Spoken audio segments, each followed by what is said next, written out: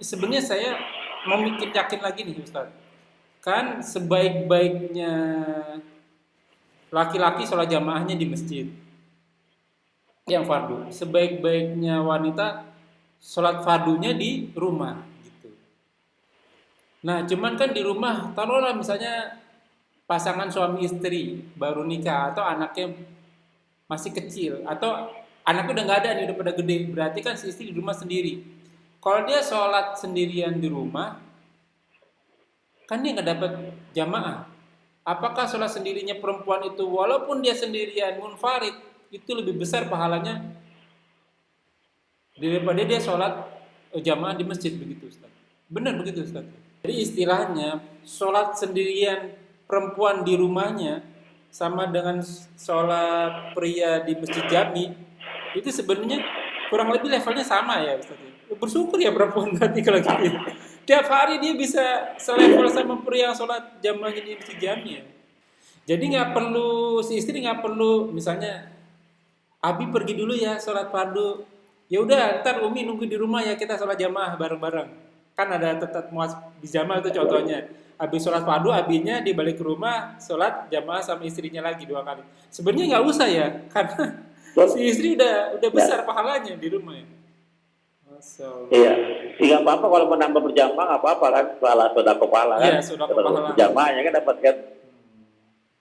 Tapi tadi di luar sholat subuh dan asar ya. Iya. Alhamdulillah.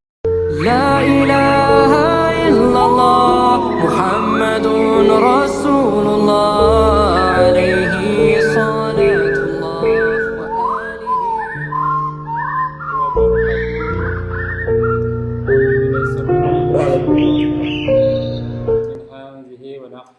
Bismillahirrahmanirrahim.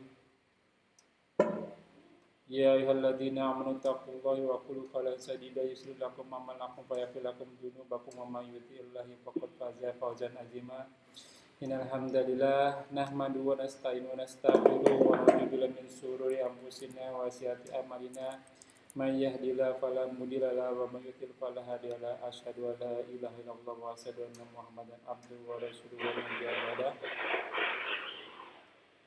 Allahumma sholli ala Muhammad wa ala ali Muhammad kama shallaita ala Ibrahim wa ala Ibrahim wa barik ala Muhammad wa ala ali Muhammad kama barakta ala Ibrahim wa ala ali Ibrahim fil alamin innaka Hamidum Majid. Rabbi shrah li sadri wa yassir li amri wa hlul 'uqdatam min lisani yafqahu qawli. Amma ba'du.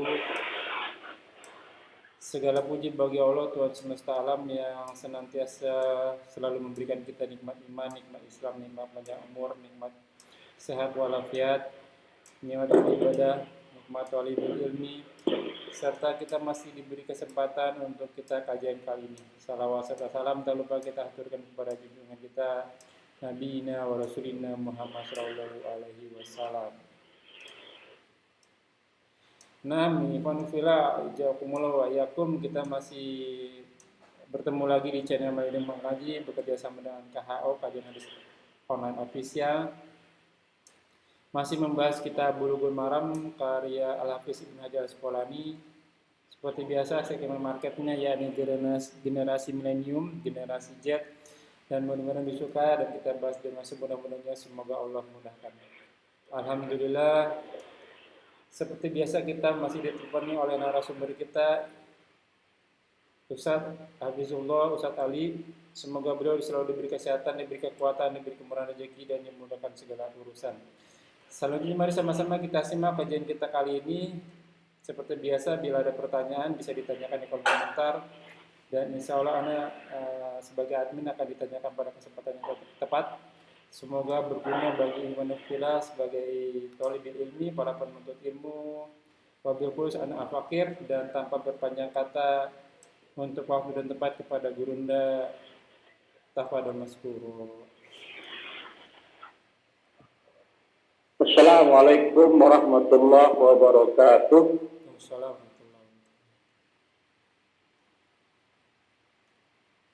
Alhamdulillah, nahmaduhu wa nasta'inuhu wa nastaghfiruh wa na'udzu billahi min syururi anfusina wa min sayyiati a'malina. May yahdihillahu fala mudilla lahu wa man yudlil fala hadiya lahu.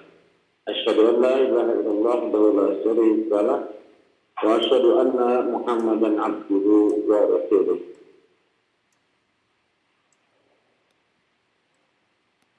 يا أيها الذين آمنوا اتقوا الله حق تقاته ولا تموتن إلا وأنتم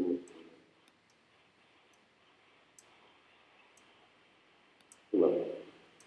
يا أيها الناس اتقوا ربكم الذي خلقكم من نفس واحدة وخلق منها زوجها وبث منهما رجالا كثيرا ونساء واتقوا الله الذي تسألون به والأرحام إن الله كان عليكم رقيبا.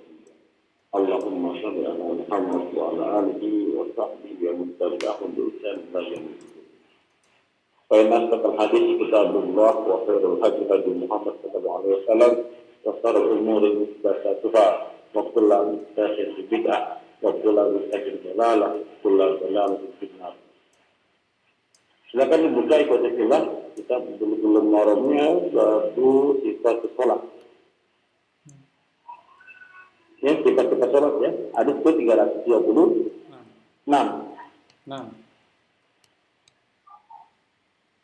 Wali Ahmad ya. Wan Anas. Wali Ahmad. Di sini Wan Anas ya Ustaz. Sorry. Anas. 326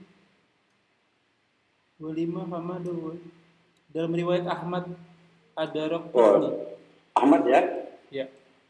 Wali Ahmad ya, Wali Ahmad wa Darqutni nahwuhu, seperti itu sepertinya. Min wajhil akhar, dari jalan yang lain, dari wajah yang lain, dari jalan yang lain, wa zada, dan telah menambah, wa amma, adapun fi subahi, ya pada salat subuh, ya falam yazil, maka tidak menghilangkan. Yala yazil menghilangkan atau meninggalkan. Ya ahyai minal mi'aba ayat. Falam yazil yaqutu, tidak meninggalkan, menghilangkan sunut, yaqutu hatta faraqad dunia, sampai faraqah, berpisah ya dengan dunia, meninggalkan dunia. Artinya pada hadis ini Imam Ahmad di 20 95 bahwa Nabi tidak pernah meninggalkan sunut sampai dia meninggal dunia, sampai dia wafat ya. Ternyata hadis ini dikomentar ya bagi orang teman-teman yang bermadzhab Maliki, bermadzhab Syafi'i ya, menganggap ini sunnah. Ini kalau belum sunnah ya, karena Imam Nawawi dalam hadis Syafi'i itu mensahihkan hadis ini, mensahihkan hadis ini. Lalu yang lain ya, Abu Hambali, Hanafi, sebagian Maliki mereka hadis ini ternyata dhaif. Yang ada perawi bernama Abu Ja'far Ar-Razi. Hadisnya banyak sekali. Ya, tentang subuh itu hadisnya banyak sekali. Ya, ada yang mengatakan dhaif, ada yang mengatakan sahih. Yang mengatakan dhaif, hadisnya itu ada 3 jalur. Kurang lebih ada 3 jalur. Sedangkan yang mengatakan hadis ini sahih itu ada 7 jalur. Ada 7 jalur. Banyak mana Bapak Ibu? Banyakan yang sahih. Banyakan yang mensahihkan.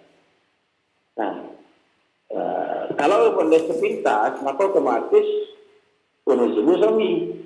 Karena 7 jalur banyak sekali gitu kan. Tapi tidak begitu bagi orang-orang yang penuh ilmu. Jangankan 7, tidak satu saja yang melemahkan perlu tanda tanya, diperiksa. Maka sebenarnya kalau ada 10 jalur Ya kan, 3 yang anggap soi, yang anggap doib, 7 yang anggap sahih. Maka 10 pun diperiksa. Ya ternyata ada ketemu. Saya pribadi periksanya, saya sendiri yang periksa. Ya saya tidak kata orang, saya punya kitabnya, saya punya Tajul Tajib. Saya cerita tentang kunut subuh. Imam Ahmad bukan kitab, biarpun saya bukan kitab. Jadi semua kita tentang kunut subuh, tahrijnya, mufarijnya, tahrijnya, ya perawi-perawinya, sanad-sanadnya. Ternyata ada satu orang yang bernama Abu Ja'far Ar-Razi. Ya, Abu Ja'far Ar-Razi.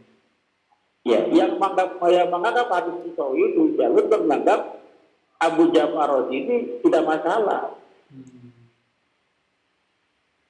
Ya, tidak masalah. Makanya disoikan. Bagi yang tiga jalur ini menganggap Abu Ja'far Ar-Razi itu bermasalah. Saya periksa dan sudah saya stabilo di kitab saya share di Telegram, di grup di Telegram ya. Jadi saya hasil penelitian sendiri. Ternyata yang saya periksa Abu Ja'far Ar-Razi tersebut, orang tersebut yang menganggap dia baik, solih, dan mengapa gitu kan, banyak.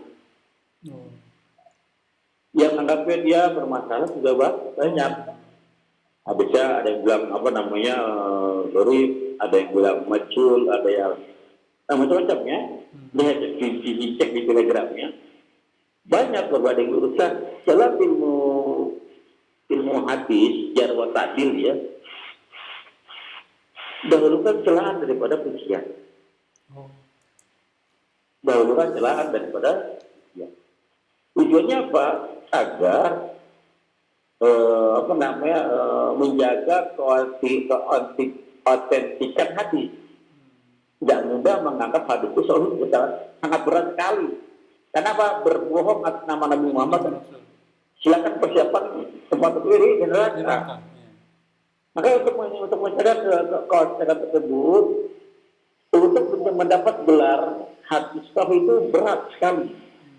Ada syarat-syarat yang harus dipenuhi gitu kan. Nah, salah satunya adalah tadi itu. Dahulukan gelar daripada bukti mengenai sanadnya perawi. Contoh saya kasih gambaran begini. Pak Romi mengenal saya baik. Si A mengenal saya baik, jujur, kotor. Ya, si C mengenal saya baik, labaksa, tak mengapa. Si D mengenal saya baik. Ya. Banyak yang mengenal saya baik, 10 orang mengenal saya baik. Yang kenal saya. Ada 1 orang mengenal saya buruk. Maka hadis saya nggak terima, Pak. Perkataan dari saya nggak terima. Karena ada satu yang menganggapnya tercela. Jangan-jangan satu itu benar. Ya, ini dahulu kan ada daripada dunia. Maka untuk menjaga bahwa hati orang tidak bisa main-main terhadap hadis dalam hadis ini. Ya, itu dalam ilmu namanya mustalahul hadis ya. Maka dahulu telah ada pada ujian. Satu saja yang anggap telah saja itu bermakna apa tidak bisa diterima hadis itu. Apalagi banyak yang anggapnya tidak bagus gitu kan. Oke. Jelas ya kira-kira. Jelas. Ya, maka Abu Ja'far Ar-Razi saya teliti, saya sendiri, ada yang mustahil betul banyak yang mustahilkan. Yang mendoakan juga banyak sekali. Ya. Berarti saya sudah pakai hadis, bahkan saya kata hadis hari emas. Bagi orang yang sudah mendoakan itu mesti tahu. Nah, sebaliknya bagi orang awam bagaimana? Yang dia belajar setelah hadis. Gitu kan, dapat pengajar buat tadi gitu kan, hadis-hadis gimana nggak ngerti. Saya kasih tips. Maka dalam beribadah kan cari yang aman dulu bagi kalian. Dalam beribadah cari yang aman. Ibadah itu beribadah sama Allah. Nah bagaimana caranya?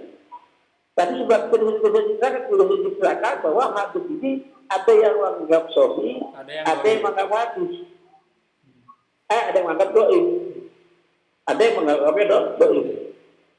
Ada yang menganggap sahih, ada yang menganggap dhaif. Gimana tuh orang-orang awam? Nah, saya kasih itu begini loh kalian. Anggapi antum sedang bekerja sama seseorang. Ya. Ya.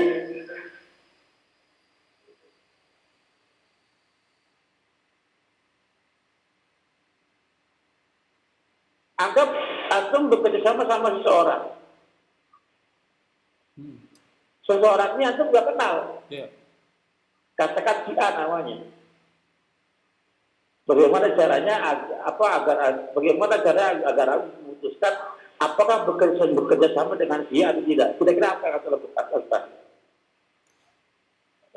Cari tahu teman-teman dekatnya, keluarganya, sahabatnya, bagaimana nih si A ini karakteristiknya nih. Jujur kah, amanah kah? Ya, antum harus cari tahu sendiri. Iya. Karena antum yang bekerja sama kan. Betul. Iya. Antum cari tahu kepada orang-orang yang kenal dengan si A, bagaimana sifat si A, karakter seperti apa, baik atau tidak baik. Iya. Jelas ya.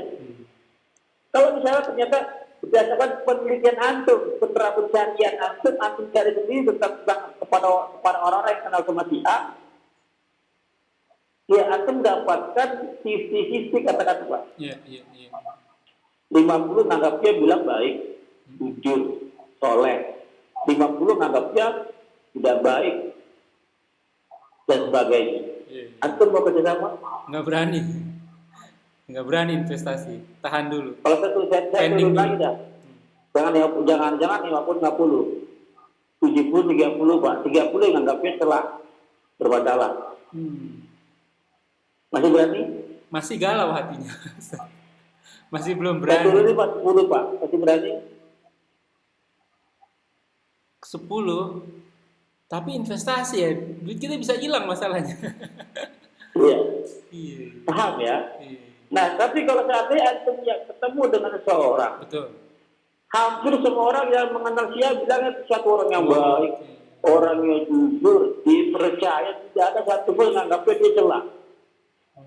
Tanya tuh mau bekerja sama nggak? Mau. Investasi nggak kamu sama dia? Mau. Berebutan jangan-jangan. Sekarang tidak ada keraguan. Iya. Begitu pula dalam kesalahan tadi, ada yang sahih, ada yang dhaif. Nah, ini berarti apa? Sahih tidaknya doa dia ibarat apa sih tadi? Iya. Maka sebaik itu benar. Kalau ada yang menganggap sahih, ada yang menganggap dhaif, tinggalin. Iya. Karena kemungkinan besar perselisihan mereka antara sahih dengan dhaif bukan perkara yang usul. Iya. Artinya antum tinggal itu tidak bermasalah dengan sholat. Iya. Maka saya menganggap hadis itu saya tolak untuk keamanan. Tapi orang awam tadi tinggalkan. Iya. Karena ada yang menganggap itu tadi. Ya, saya dengan kalau misalnya satu yang kedua bagi orang awam tentang urut itu sendiri apabila dikerjakan, ya hukumnya apa? Kalau katakan tauhid hadisnya, paling tinggi hukumnya apa? Nggak sampai ke level wajib, ya, level fardu, masih di sunnah mungkin. Ya, kalau pun tauhid hadisnya paling batas sunnah hukumnya. Iya, betul. Atau tinggalkan nggak masalah kan? Nggak ada masalah, iya. Iya, benar. Iya kan?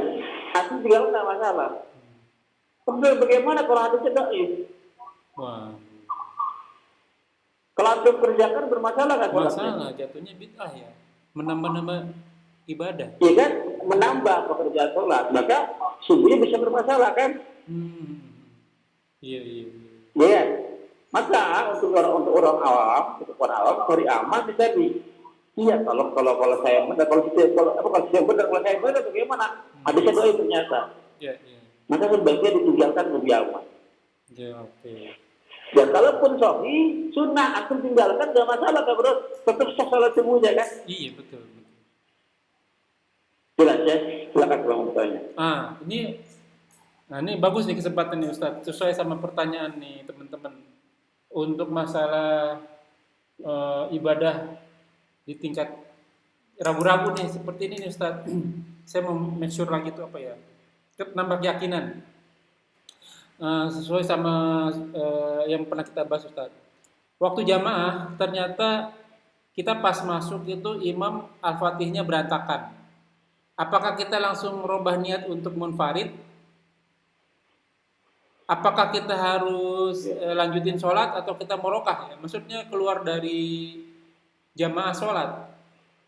Atau kita ikutin aja tuh gimana tuh Ustaz? Iya, pada intinya antum bermakmum sama orang, katakan yang nggak soleh sekalipun gitu kan. Iya, sholat antum sah. Dapat kebagian pahala berjamaah. Oke. Iya. Sedangkan ada kesalahan dosa yang ditanggung sama imam. Oh. Okay. Ya. Nah, tapi saya mau kasih gambaran begini Bapak Ibu sekalian. Ya, kita tahu nih si imam sholatnya berantakan. Ya, dari gerakannya, bacaannya, dan keruan. Apa kita mufaroqah berpisah dengan imam atau bersamanya? Karena saya kasih pilihan. Ya, kalau antum tetap bersama imam, sah sholat antum. Imam bermasalah nggak? Imam bermasalah dia pasti. Imam bermasalah. Kalau antum berpisah dari imam, nggak dapat. Iya, antum masih kebagian satu. Iya. Nggak dapat bagian jamaah kan? Iya. Tapi antum menyelamatkan imam dari dosa antum. Iya. Artinya gini, Pak. Kalau misalnya dalam satu jamaah ada 10 makmum, 11 sama imam. Ya, berarti kan kalau imam bermasalah, maka dia menanggung 10 orang berdosa kan? Iya. Dosa 10 ditanggung bersama imam kan? Ya, kalau antum mufaroqah berpisah, yang orang-orang dosa imam tadi, Pak. Iya. Mengurangi dosa. Orang-orang dosa imam tadi sebut ya itu. Iya, kasihan gitu kan. Walaupun dia nggak masalah juga, terserah sama salah sendiri. Salah sendiri, iya benar Ustaz. Saya pribadi nggak berani Pak jadi imam Pak. Iya. Saya lebih baik memilih jadi makmum. Karena konsekuensi berat. Kenapa itu? Betul. Kalau antum jadi imam, ya salah.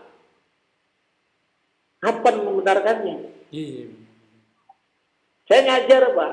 Katakan hari ini salah ngutip hadis, salah menetapkan hukum. Pekan depan saya bisa saya ralat Pak. Iya. Tahun depan masih bisa saya ralat. Afwan yang kemarin salah ya, yang benar begini hukumnya. Selesai. Habis masalah. Selesai perkara selesai kan? Saya kalau jadi imam salah, ya kapan ada benernya Pak? Sholat berikutnya gitu, kan nggak bisa kan? Iya. Ya, jadi ditutup terserah mau silakan mau bersama imam atau mau farokat juga terserah, itu pilihan begitu. Kalau tetap bersama, antum nggak masalah, cuman nambah dosa imam, gitu kan? Kalau antum berpisah, antum cuma dapat satu konsekuensinya, tapi antum nggak membebani imam. Kalau saya jahat ya mendingan saya ikutan jamaah aja, saya kan dosa dia nanggung sendiri. kan begini Ustaz. Iya, masalah saya kasih perbandingan begitu kan. Iya. Kan gini Ustaz, karena kita penuntut ilmu ya. Benar enggak dia. Maksudnya penuntut ilmu itu kan kita jadinya apa ya? Humble, bukan humble. Rendah hati gitu ya. Kan kita takut tuh jadi imam. Jadi kan kita menghindar jadi imam Ustaz ya. Tapi ada juga orang yang maaf ya, kurang ilmunya malah maju dia gitu, ya kan? Kalau misalnya kita pas lagi jamaah, tiba-tiba saya pikirnya imamnya misalnya bagus, ternyata bacanya nggak bagus, kita udah terlanjur jadi jamaah kan? Tapi kadang waktu mau mulai kita udah tahu, ya imamnya dia lagi gitu, ya kan? Yang berantakan tuh. Nah itu yang saya bingung tuh, apakah saya harus, kan kelihatan jadinya kalau misalnya saya keluar dari barisan kan, kenapa nih si Romi keluar gitu ya kan? Tapi kalau misalnya saya lanjut, ya ini udah, maaf ya, ini udah ngasah nih, bacaan Al-Fatihahnya udah berantakan gitu. Nah itu sebaiknya bagaimana tuh Ustaz tuh? Kalau kita udah tahu imamnya, ya dia Iya, lagi gitu. Apakah kita harus munfarid sendiri atau kita ikut di jamaah tapi iya, kita niatnya niat sendiri gitu? Gimana tuh? iya. Saya Atau kayak pribadi tadi masa bodoh mufarokat, lagi gitu? saya berpisah dari imam. Iya, Walaupun tetap berjamaah di situ barisannya kan, saya iya, nggak bersama imam. iya, iya, Saya sendirian. Ya, sering saya dijumpai di satu masjid ya, saya pada saat saya berapa ya safar itu kan, masuk iya. ke kampung orang, ada sholat berjamaah, saya kesadaran sholat maghrib, bacaan saya nggak bisa ngejar pak, Iya, iya, iya, iya, iya. bacaan saya nggak bisa ngejar pada saat yang sholat syir tuh Mm-mm. nggak bisa ngejar. Iya. Jangan kan sholat maghrib kan kelihatan pak, Mm-mm. kan dia jahar kan, Iya. ini cepat sekali bacaan saya bilang, terus gimana syirnya ini? Hmm. Iya, gitu. Pernah dalam satu ketika sholat zuhur juga begitu. Sholat itu ternyata saya apa saya belum kelar. Jadi berapa? Aduh saya bilang, nggak kejar. Nah itu Maka saya mufarokat di situ. mundur berarti Ustaz. Itu boleh mundur, boleh pergi tidak apa-apa. Tapi saya langsung balik-balikan niat kan, berubah niat kan. Iya, iya, iya. Nah, kalau kan kita kan setahu saya nih Ustaz ya, tidak boleh membatalkan yang sholat fardu itu tidak boleh membatalkan kecuali memang udah benar-benar ruksah gitu. Nah, ini kan kita posisinya udah dalam posisi ikut jamaah. Pas di rokaat yang bacaan Al-Fatihah, pas di rukun yang baca Al-Fatihah itu salah. Nah, kita rubah niat tapi kita masih di dalam sholat itu gimana tuh Ustaz? Nggak apa-apa gitu. Iya, kan kita nggak batal sholat pak. Oh, lanjut aja tapi memang Kalau batal kan batal selesai kan. iya, Berubah niat pulang sholat. dari Kalau awal. batal kan selesai. Oh, berarti boleh berubah niat di dalam sholat.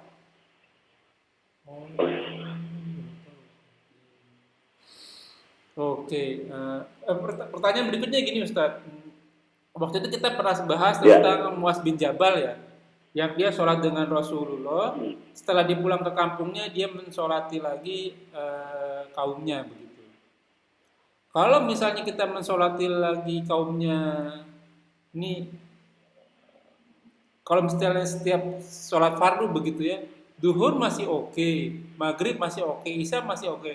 Cuman kan ada hukum di asar sama subuh, kan nggak boleh lagi sholat gitu. Kalau misalnya dia mensolatin lagi ke kaumnya, dia sholat subuh dan sholat asarnya 2 kali. Padahal kan nggak boleh rukunnya itu setelah asar sama subuh. Gimana tuh Ustaz? Iya. Hadisnya kan jelas ya, la sholata baca sholatul fajri ila ya. Itu sholat asar. Iya, mata terbit mata terbit. Nah, kalimatnya ada lamnya lam nafsu itu la titik itulah. Sampai dengan la ilaha illallah dan pernah kita bahas kan. Iya. Artinya penafsir juga ada sholat apapun namanya nggak boleh. Ya, maka walaupun apa namanya sholat subuh atau asar jangan dikerjain. Iya. Hukumnya kan antum pahala sedekah sholat kan ya. Betul. Sudah sholat mengimami lagi. Kemudian sunnah pak. Iya. Ini sunnah. Dia itu dengan haram maka sunnah kalah. Iya, betul. Sunnah kalah. Oke. Ya jangankan sunnah yang wajib saja dia dengan haram wajib mundur pak. Yang wajib kalah. Iya. Ya kaidah fikihnya gitu kan. Iya. Darul mafasid ya ala jalbu muqaddim ala jalbu salih. Meninggalkan hukum kerusakan mudarat itu lebih diutamakan muqaddimun ala jalbu salih. Dia daripada mengambil manfaat. Iya sholat sunnah ada manfaatnya, tapi dia haram nih, ada masalah di sini, ada kerusakan di sini, maka tinggalkan karena kerusakan lebih besar. Oke. Jelas pak? Jelas. Hmm, selanjutnya Ustaz, ini banyak pertanyaan soalnya nih. Eh, Boleh, silakan. ya, untuk sebenarnya saya mau mikir yakin lagi nih Ustaz. Kan sebaik-baiknya laki-laki sholat jamaahnya di masjid yang fardu. Sebaik-baiknya wanita sholat fardunya di rumah gitu. Nah, cuman kan di rumah, taruhlah misalnya pasangan suami istri baru nikah atau anaknya masih kecil atau anaknya udah nggak ada nih udah pada gede, berarti kan si istri di rumah sendiri. Kalau dia sholat sendirian di rumah, kan dia nggak dapat jamaah. Apakah sholat sendirinya perempuan itu walaupun dia sendirian munfarid itu lebih besar pahalanya daripada dia sholat jamaah di masjid begitu Ustaz? Benar begitu Ustaz? Iya, betul. Betul, apalagi sendirian di rumahnya di kamar gitu kan, Iya betul. perempuan. Nah, kita pahami dulu kata-kata masjid di situ, Pak. Apa definisi masjid, Pak? Masjid tempat orang sujud, masjid tempat orang sholat. Di tempat sujud kan? Iya. Untuk Bukan tempat sajadah, tempat orang di sujud. depan mata kan tempat. Iya, tempat. Iya. Ya, mat'am, tempat makan. Hmm. Iya kan? Iya, iya, iya. Iya kan? Hmm. Kalau masjid tempat Orang tempat sujud. sujud. Iya. Nah, ada 5 kelebihan yang diberikan kepada Rasulullah yang tidak diberikan kepada umat-umat kepada Nabi sebelum Rasulullah. Iya, iya, salah satunya. Ya, Allah menjadikan bumi itu masjid. Iya, iya, ya masuk. Maka sholat di rumah termasuk masjid nggak? Termasuk masjid berarti. Iya, iya, iya. Berarti di sholat di masjid juga, Pak. Hmm. Kalau secara bahasa berjamaah sama istri kita berjamaah juga kan? Gimana Ustaz? Iya kan? Nah, kita sholat di rumah kan sama dengan istri berjamaah kan sama Iya. dengan sholat di masjid juga itu namanya, Pak. Masjid jamaah. Kalau berjamaah di masjid, Iya, iya, iya, iya. iya kan? Hmm. Iya, nggak ada yang salah kan? Betul, betul. Cuma memang ada hadis yang lain. Sholat yang kamu berdua lebih baik daripada sholat sendiri. Iya, iya, iya. Sholat bertiga lebih baik daripada sholat berdua. Iya, iya. Sholat yang lebih banyak lagi, ribanya lebih baik daripada sholat yang sedikit. Iya. Nah, sholat yang paling banyak itu kan ada di masjid jami ya. Iya, betul. Masjid yang kita kenal sebagai masjid itu, Pak. Iya. Ini kan masalah bahasa ini, Pak. Mm-mm. Karena bahasa Indonesia kadang-kadang bingung, musola saja. Musola kan yang di zaman Nabi dipahami itu lapangan, Iya, iya. tanah lapang. Di sini kan masjid kecil. Iya, betul, betul. Padahal artinya musola Iya. tempat orang Ini rumah itu masjid. Allah jadikan bumi itu masjid. Iya, iya, iya. Ya kecuali apa? Kuburan dan ya kamar kecil kan, kamar kecil, kamar mandi kan, Iya. WC. Oh. Ya gitu.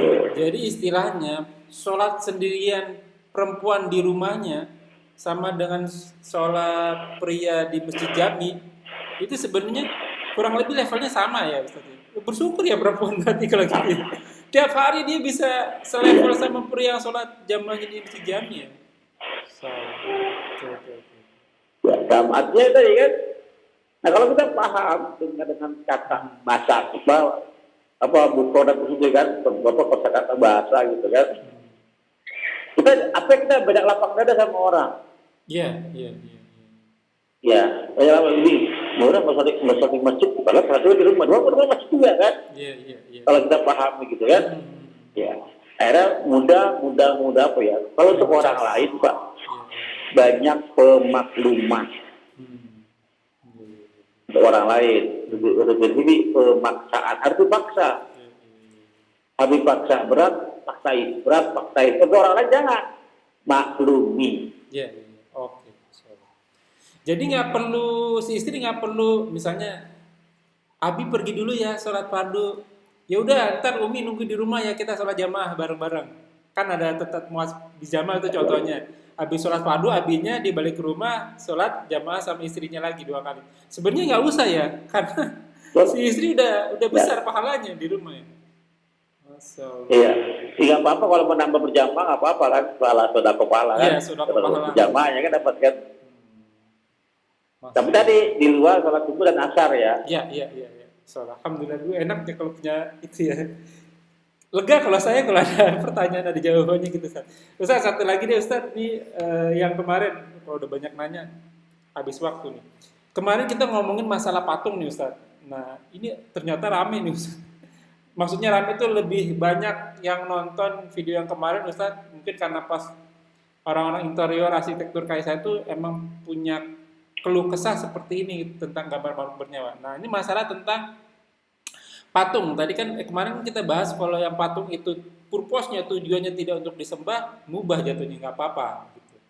Tapi ada berita patung itu bisa dihinggapi jin gitu Ustaz. Nah ini gimana hukumnya buat arsitektur nih, interior designer gitu, yang dia kadang buatin elemen estetisnya patung gitu. Masih boleh apa nggak tuh Ustaz? Ya, Padahal itu nggak buat masalah, elemen estetis. Pak. Boleh, selama bukan patung yang dianggap sesembahan ya. Walaupun Nggak apa-apa. patung itu makhluk bernyawa gitu Ustaz. Bisikan saya bilang surat apa soal Anissa ya. Itu kalau Bogor Anissa. Apa namanya bisikan setan itu lemah Pak. Iya. Jangan jadi masuk ke dalam patung. Dia nggak masuk langsung ke kita itu lemah. Iya. Nggak ada apa-apanya. Kalau kita kuat imannya Pak. Allah sendiri menyatakan bahwa bisikan setan itu, bisikan jin itu lemah. Ya kalau lemah gimana Pak? Kalau kita lihat kegoda juga, berarti kita lebih lemah lagi dong. Iya betul. Oke. Itu langsung loh, apalagi dia masuk ke batu, makin lemah. Jin tidak bisa menampakkan dirinya di alam manusia. Beda alam Pak. Kalau dia mau menampakkan dirinya, dia harus menjelma menjadi makhluk-makhluk bumi. Iya. Jadi anjing hitam, jadi ular.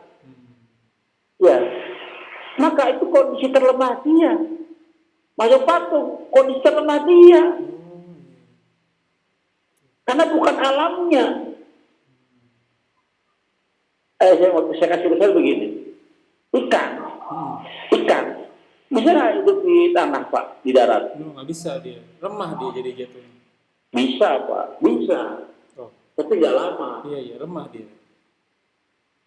Iya, nggak lemah dia. Bisa tapi nggak lama, karena bukan habitatnya di situ. Antum bisa juga di laut. Sebaliknya, iya kita juga bisa, cuman seberangkat doang. Bisa tapi nggak lama. Bukan habitat antum di situ, bukan di sana. Habitat bukan di sana. Di sana kalau di sana terlemah, begitu ikan kalau terlemah di situ. Nanti itu bisa dibuat dengan di alam kita. Padahal pas ke alam kita, menjelma ke alam kita kalau di terlemah. Iya. Walaupun di alamnya dia terkuat, pindah ke alam kita jadi terlemah ya. Kenapa? Ya walaupun dia di alamnya dia terkuat, pindah ke alam kita jadi terlemah. Begitu juga orang terkuat kita masuk ke laut, dia jadi lemah juga jadinya. Oke, analoginya masuk. Makanya udah kita fokusnya di alam kita saja, kita udah ke alam jin. Iya. Lemah kita gitu. Walaupun arsitektur bikin kuda gitu, karena walaupun nggak disembah nggak apa-apa ya Ustaz. Nggak masalah. Nggak masalah. Nggak terkena hadis riwayat Muslim tadi Kalau yang harus. larangan haram itu harus jelas larangan tersebut.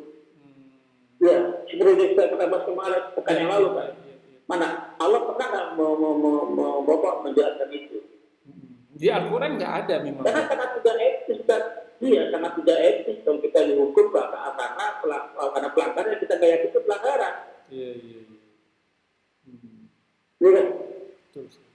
Maka yang halal itu jelas, haram itu jelas Pak. Karena saking jelasnya ada konsekuensi antara keduanya kan? Iya, benar. Pahala dan Iya, dosanya. karena jelas. Udah jelas pahala perintah wajib kamu kerjakan, jelas pahalanya. Jelas konsekuensi, udah jelas haram kamu kerjakan, jelas konsekuensinya. Tapi kalau nggak jelas kita dihukum ke atas kejelasan kan?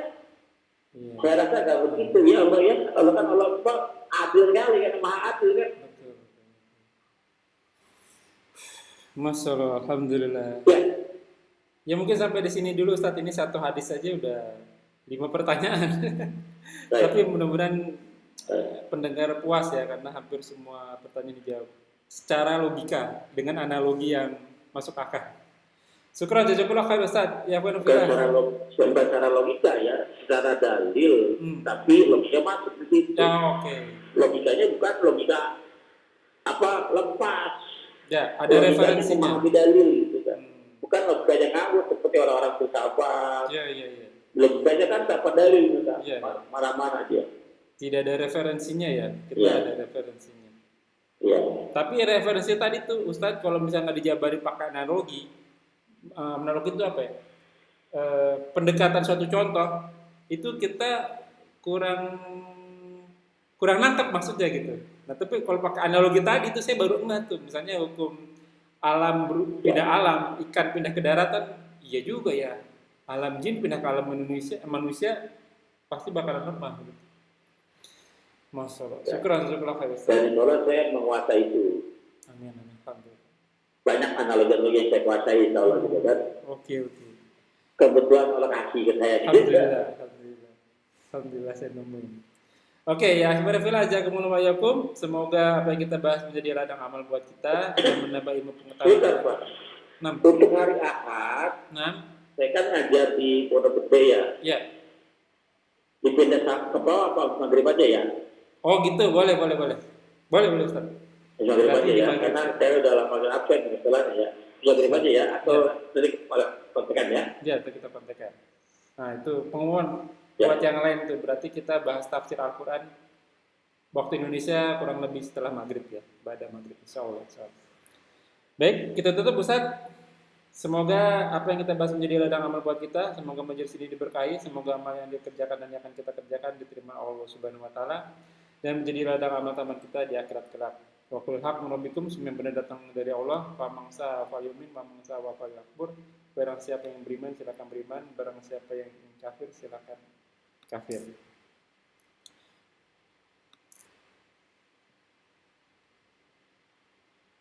Ya, sabda Rasulullah SAW, umat kita antara 60 sampai 70 tahun saja hisab diri kita sebelum kita dihisab olehnya. Semoga segala kesalahan kita dimaafkan, diampuni dan diganti pahala dengan lipat-lipat ganda dengan kemahamurahannya. Wallahu a'lam bishawab. Seperti biasa kita tutup dengan kafaratul majelis. Subhanakallahumma wa bihamdika asyhadu an la ilaha illa anta astaghfiruka wa atubu ilaik. Wa akhiru da'wah walhamdulillahirabbil alamin. Wabillahi taufiq hidayah. Wassalamualaikum warahmatullahi wabarakatuh. Syukran jazakallahu khairan Ustaz.